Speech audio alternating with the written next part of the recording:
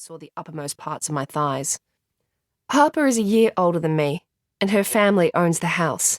She has a small, lovely flower tattoo on her shoulder. She wears lots of delicate gold rings layered on her fingers. Her dark, curly hair perfectly frames her face. Her eyeliner skills far exceed anything I will ever be capable of, and she mentioned 2 bands I'd never heard of in our first conversation this afternoon. I'm hoping this mouse incident doesn't ruin my already slim chance of becoming her friend.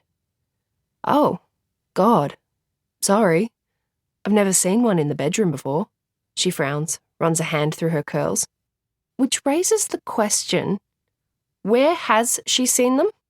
She can see my face, clocking her words, thinking about the possible number of mice she has seen in the house, and she shakes her head. No, don't worry. We don't have a mouse infestation or anything. I saw one in the backyard last week, that's all. The house is pretty old. Tomorrow we can put foil and steel wool in the floorboard cracks, she says. She already warned me that the gap in the back door means the lounge room can get cold, but you can plug it with a towel and it's mostly fine.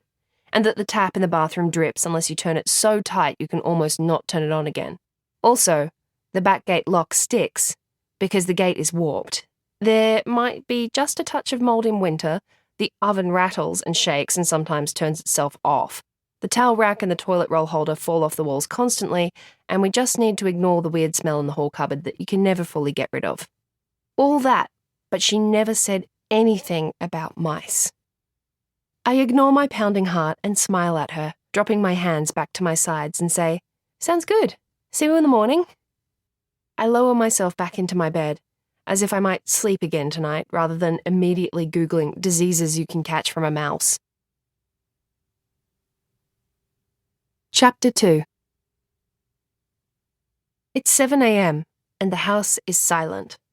I miraculously managed to fall asleep after learning through extensive research that the mouse probably wasn't carrying any diseases, and also that mice can't see very well, so the meaningful eye contact between us that was haunting me might not have been as intense as I imagined. Today is the day our other housemate will arrive. His name is Jeremy, and I know nothing else, not even his last name, because Harper wasn't forthcoming and I'm trying to masquerade as a very relaxed, easy-to-live-with person who doesn't anxiously ask too many questions.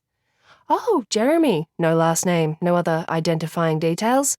No worries, not a single worry here, no follow-up questions at all. As if it's normal to agree to live with a guy in close quarters, sharing a bathroom, and not have, at the very least, a short dossier on him. Just a brief little overview of his family history, his friends, his past relationships, his school marks, his medical history, his politics, his problematic social media posts. And yet, here I am. I am debating whether to quickly switch bedrooms before he arrives. Being the grandchild of the owners and the first one to move in, Harper naturally has the biggest room. It has an ornamental fireplace and a built-in robe and space for a queen-size bed and a desk and 2 bookcases, plus an enormous number of plants, and a few other random items that don't actually fit but she squished them in anyway, like an ugly hat rack that is not currently holding any hats, and a heavy mirror propped against a wall. Her room is messy and overflowing with clothes, trinkets, furniture, Polaroid photos, vinyl records, jewellery, a bowl of crystals, books.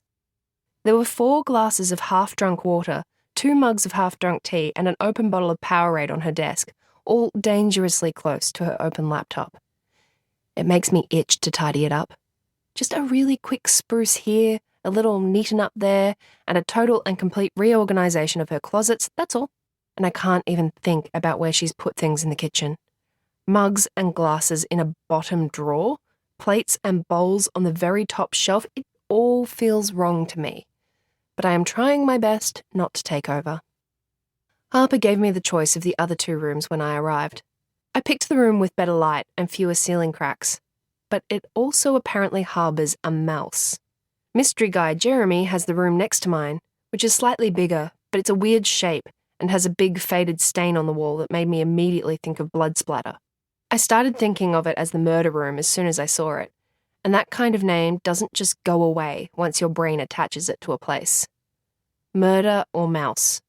It's a conundrum. I'm thinking it over in the shower when there's a knock on the bathroom door. "Hello?" I call out, my voice high and stressed like I'm answering the phone to an unknown number. Harper yells something, but it's too muffled to hear. Is she telling me to get out of the shower?